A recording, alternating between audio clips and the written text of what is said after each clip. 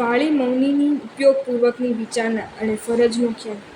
આ બનાવને અવધિજ્ઞાનથી જાણીને અનેક લબ્ધિઓરૂપી નદીઓ માટે મહાસાગર સમા અને વિશુદ્ધ બુદ્ધિવાળા તે શ્રી વાળી મહામુનિ વિચારવા લાગ્યા કે આ કથમમયી માત્સયા દયમધાપી દુર્ગતિ અનેક પ્રાણીસંહાર મકાંડે તનુતેતરામ ભરતેશ્વર ચૈત્યમ ચ રંષ્યત્વેષ સંપ્રતિ યતતે તીર્થમુચ્છેતુમ ભરત ક્ષેત્રભૂષણમ.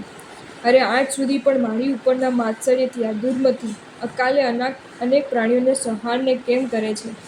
હાલમાં ભરતેશ્વર શ્રી ભરત મહારાજાને બનાવેલા ચૈત્યનો ભ્રંશ કરીને ભરત ક્ષેત્રના ભૂષણભૂત આ તીર્થનો ઉચ્છેદ કરવાનો યત્ન કરે છે. અને અહં ચ ત્યક્ત સંગોસ્મી સ્વશરીરેપી નિસ્પૃહ રાગ દ્વેષ વિનિર્મુક્તો નિમગ્ન સામ્ય વાળીની. હું સંગ માત્રનો ત્યાગ કરીને રહેલો છું, પોતાના શરીરમાં પણ સ્પૃહ વિનાનો છું, રાગ અને દ્વેષથી રહિત છું અને સમતારૂપ પાણીમાં ડૂબેલો છું.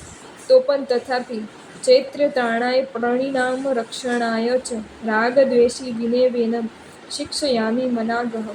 હું ચૈત્રે શ્રી જિનેશ્વર દેવના મંદિરના રક્ષણ માટે અને પ્રાણીઓના રક્ષણ માટે રાગ દ્વેષ વિના પણ આને કંઈક શિક્ષા કરું. મુનિ પુંગવ શ્રી મહાલી મહારાજશ્રી આ વિચારણાથી મુમુક્ષુઓની ફરજનો ખ્યાલ સહજમાં આવી શકે તેમ છે. જેઓ આવા સમયે પોતાની ફરજનો ખ્યાલ નથી કરી શકતા તે ખરેખર પામેલું હારી જાય છે. છતી શક્તિએ ધર્મના પરાભવને મૂંઘે મોઢે જોયા કરનારા અને તેવા સમયે પણ શાંતિનો જાપ જપનારા ખરેખર જ સાચરનો ભયંકર દ્રોહ કરનારા છે. કલિકાલ સર્વજ્ઞ ભગવાન શ્રી હેમચંદ્ર સુરીશ્વરજી મહારાજા ખાસ ભાર મૂકીને ફરમાવે છે: ધર્મધ્વંસે ક્રિયાલોપે સ્વસિદ્ધાંતાર્થ વિપ્લવે અપૃષ્ટેનાપી શક્તેન વક્તવ્યમ તનિષોધિતુમ. ધર્મનો ધ્વંસ થતો હોય, મોક્ષમાર્ગની ક્રિયાઓનો લોપ થતો હોય અને પોતાના એટલે કે શ્રી સર્વજ્ઞ વિતરાગ પરમાત્માએ પ્રણીત કરેલા પરમ શુદ્ધ સિદ્ધાંત અને તેના અર્થનો વિપ્લવ થતો હોય તે સમયે શક્તિમાન આત્માએ તેનો નિષેધ કરવા માટે વગર પૂછ્યે પણ બોલવું યોગ્ય છે. એ જ પરમશ્રી આગળ વધીને ત્યાં સુધી કહે છે કે જે આત્મા છતી શક્તિએ શાસન રક્ષાના પ્રયત્ન નથી કરતા તે આ ઘોર સંસારમાં ચિરકાલ સુધી ભ્રમણ કરનારો થાય છે. અને એ જ વાતની સ્પષ્ટતા આ પરમ પુરુષના વિચારણા કરી આપે છે. એ મુનિવર સ્પષ્ટ વિચારે છે કે યદ્યપિ હું સંગ રહિત છું, સ્વશરીર ઉપર પણ સ્પૃહા વિનાનો છું, રાગ દ્વેષથી મુકાયેલો છું અને સમતારૂપ જળમાં ડૂબેલો છું, તો પણ ચૈત્યના પાલન માટે અને પ્રાણીઓના રક્ષણ માટે રાગ દ્વેષ વિના પણ હું આને શિક્ષા કરું.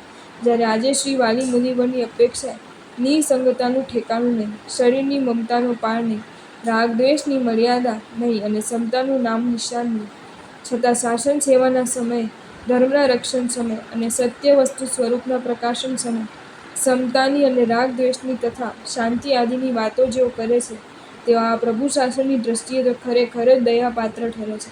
આવા પ્રસંગો પણ જો જાગૃત ન કરે તો કહેવું જ જોઈએ કે વસ્તુ શ્રી જિનેશ્વર દેવે ગ્રહરૂપેલા મોક્ષમાર્ગ બરાબર જચ્યો જ નથી.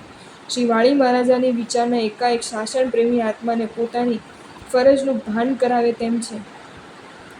રાગ દ્વેષ વિના પણ તીર્થરૂપ ચૈત્યના અને પ્રાણીઓના રક્ષણ માટે આ રાવણને શિક્ષા કરવી જોઈએ. આ પ્રમાણે વિચારીને એવં વિમુચ્ય ભગવાન પાદંગુષ્ટાન લીલયા અષ્ટાપદ્રાદ્રે મૂર્ધાનમ વાલી કિંચિદપી યત્તમ. ભગવાન શ્રી વાલી મુનિવરે લીલાપૂર્વક પગના અંગૂઠાથી અષ્ટાપદ પર્વતના શિખરને સહજ દબાવ્યું. અનેક લબ્ધિના સાગર અને અચિંત્ય બલના સ્વામીનું સહજ પણ દબાણ ભયંકર પાપ કરવાને તત્પર થયેલા રાવણને ભારે પડી ગયું. તે સહજ દબાણથી તો એક ક્ષણવારમાં રાવણ મધ્યાહ્ન સમયે જેમ દેહની છાયા સંકોચી જાય અને પાણીની બહાર રહેલા કાચબો જેમ સંકોચાઈ જાય તેમ સંકુચિત ગાત્રવાળો થઈ ગયો અને અતિશય ભાંગી ગયા છે. ભુજાદંડ જેના એવો અને મુખથી લોહીનું વમન કરતો તથા પૃથ્વીને રોવરાવતો રાવણ રોવા લાગ્યો. તે રીતે રોવાથી દશમુખ નામના બદલે રાવણ નામથી તે પ્રસિદ્ધ થયો.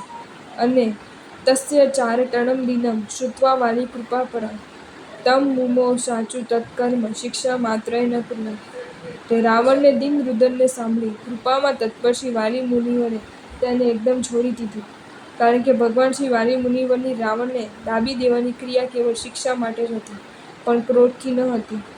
આ રીતે સંગ રહિત, શરીર ઉપર પણ નિસ્પૃહ, રાગ દ્વેષથી રહિત અને સમતારૂપી પાણીમાં નિમગ્ન એવા ભગવાન શ્રી વાલી મુનિવરે તીર્થની અને પ્રાણીઓની રક્ષા માટે પોતાની શક્તિનો સદુપયોગ કરી યથાસ્થિત રીતે પોતાની ફરજ બજાવી.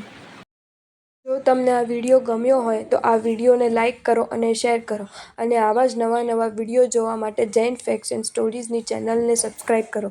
ધન્યવાદ.